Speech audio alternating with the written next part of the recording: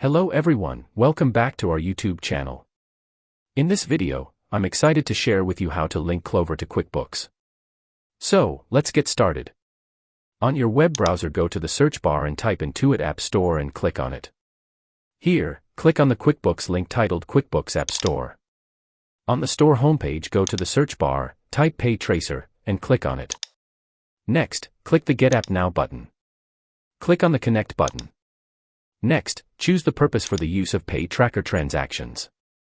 After that, it will detect your QuickBooks account on the same email you are using and connect the Pay Tracker with QuickBooks. Now, click on the Get Started button. On the next page, find and click on the Clover tile from the list. Enter your merchant ID and API token which you got from your Clover account. After filling in the required details, tap the Connect button. There you have it. This is how you can link Clover to QuickBooks online. Thanks for watching.